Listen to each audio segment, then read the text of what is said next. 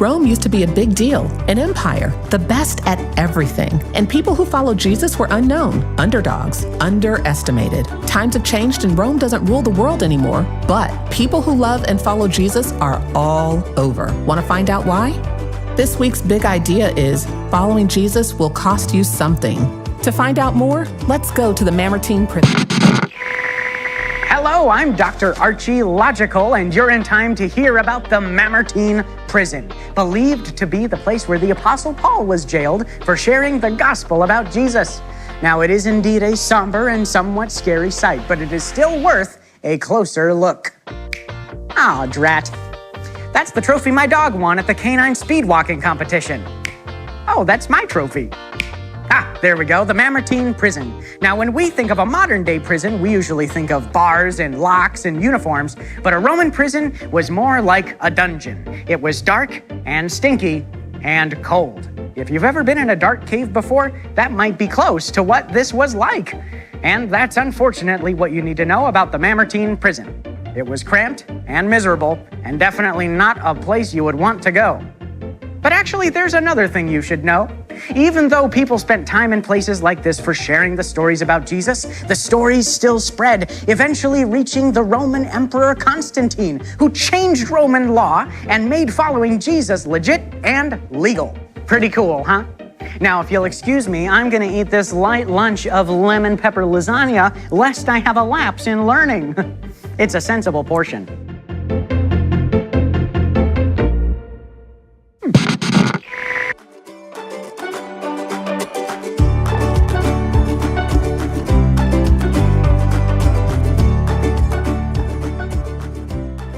When you compare the kingdom of Rome and the kingdom of God, one thing stands out. Kingdom of Rome, the people are gone, the buildings have collapsed, there are no more kings, but the kingdom of God keeps growing and growing and growing. So what's the difference? Because Rome was trying really hard to make sure that the message of Jesus was stopped, that the movement of the people who followed Jesus didn't grow. Being a follower of Jesus was really dangerous. It was hard. People were punished. They were sometimes even killed for what they believed.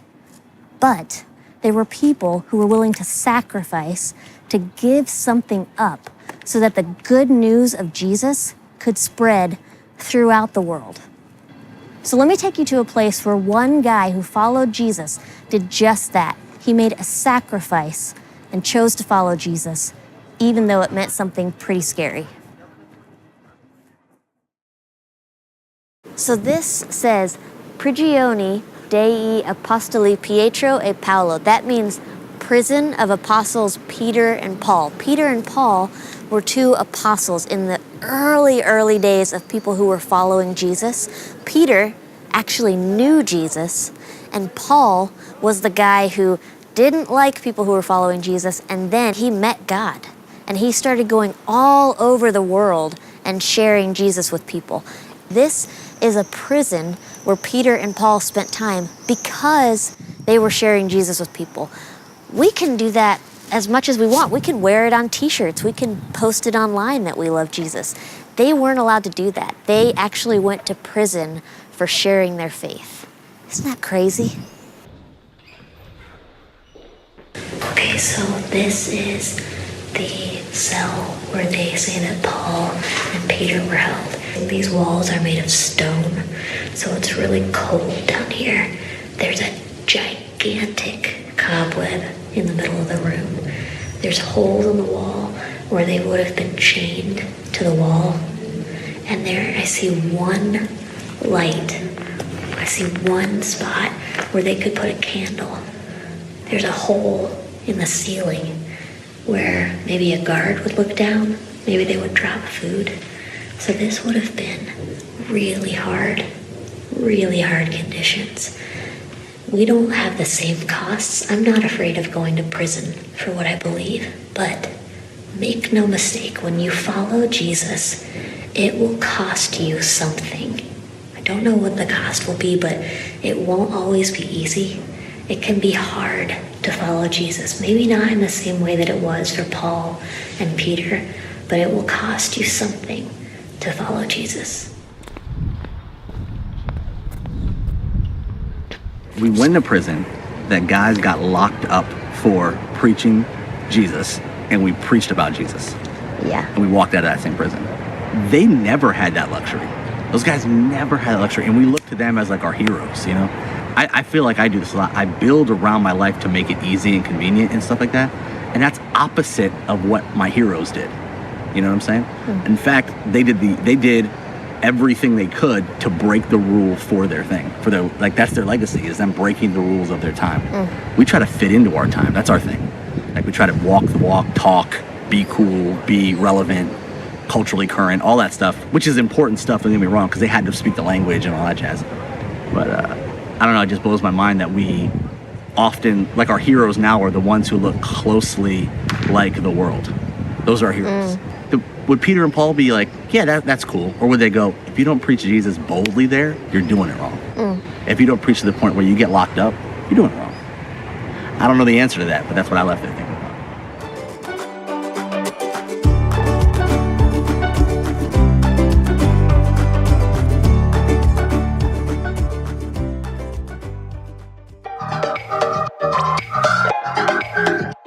There's something that is all over Italy. The Golden Arches. The World Cup of fast food McDonald's. Here we go. Let's get one tray of all the stuff that we know about in America. Okay. And then one tray of all the stuff that's only in Italy. All right, this is the Italian order. Other. Fish and other. It's a bit toast. I want to see what an Italian Happy Meal looks like. You need someone that actually has their stuff together and can pay for this thing. Thanks, Leslie. I think I'm in for a mixed stomach ache. This is just Noah's food. This is a McToast. We ordered a McToast. We've got our Italian tray Italiano. and our Americano tray. USA. I think we should try the fries first. Oh, the cheese is nice and cold. These taste like USA fries. Let's see. I taste like freedom. For me, the win goes to USA for this one. I'm loving it. Nuggets? The These Temptations. are, show this, Let me get a Noah. good palate of that. McDonald's McNuggets. Parmigiano Reggiano. Nuggets, though. They make me feel nervous. I don't want to. That tastes awful. For me, that's another win for the U.S. USA 2. Italy stuff 0. 0. So here's the deal. I'm a huge Big Mac fan. It's like my jam. Thought? This right here tastes like there's like someone actually made, like a human made this. That's one for Italy. Oh, Italy won. USA 2-1. 2. Italy won. This is the McToast. Ugh. That is the worst. Oh. It tastes like a Lunchable that was half microwave and the plastic kind of melted on it. That's exactly right. It tastes like a hockey puck. I wouldn't choose this. No. Italian Happy Meal. Oh, we got fries. Oh, they're still hot. Oh. Now that's fun. It's McFish time. Everyone's gonna get a taste. Here we go. Mmm. Okay. I don't eat fish. It's McFish. It's not real fish. You can try it. All right, Leslie, your turn. You try it. I'm busy. You know the real losers are in all of this? Who? Our insides. McDonald's, success? Yay or nay? I gotta go to the bathroom. He's loving it.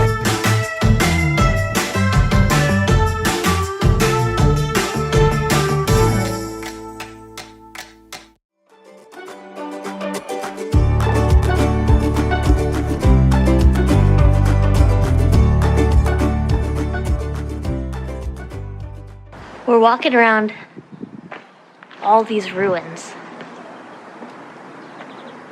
And it just makes me wonder if in 1,000 years somebody came to where I live, where my community was, what would they see? And what would they learn about what life was like for me and my friends and my family? What would that look like for an archaeologist to dig up my life? Would they find things that looked like I had lived a life that mattered? Or would it just be a bunch of ruins? What I love is that I know that I'm a part of the kingdom of God. And so the pressure's off. I don't have to do something on my own to matter. I know that God is going to use me to do something that matters. He's in control of it, and I don't have to be. And that feels really good.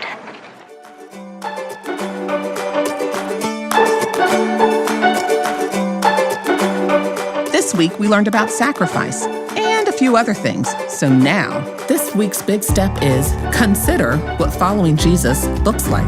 Give it a try and see how it goes. And come back for more Kids Club on location. This is an arena. It's an amphitheater. This is an amphitheater. You know what you do in an amphitheater? Tell jokes. It's a joke-off. May versus Paco. Joke off. Welcome to Rome, everybody. How's everybody doing tonight? What's the difference between a hippo and a zippo? You know what it is? One's a little heavy, one's a little lighter. How do you tell the difference between an alligator and a crocodile? Just depends. Do you see it later or after a little while? Thanks, everybody. It's been great being here in ancient Rome. We'll see you in 2,000 years. Paco's about to show me what he's got. He's prepared. Oh, come on. You got to go with what you got. You don't have a joke in your back pocket? Your back Paco? Hey, what's the most famous sandwich in ancient Rome? What is it? I don't eat it, but I know it was on Gaelic bread. Huh? Gaelic bread? Who's with me? Just me? Side of Caesar salad? I thought that it was Irish. What's the difference between boogers and broccoli? What? Kids eat boogers. Oh, man, I'm on fire tonight. I'm on fire in ancient Rome. Well, good night, Rome. See you next time. You guys are up. You got jokes? Yeah. No, what are you guys doing? Just telling jokes.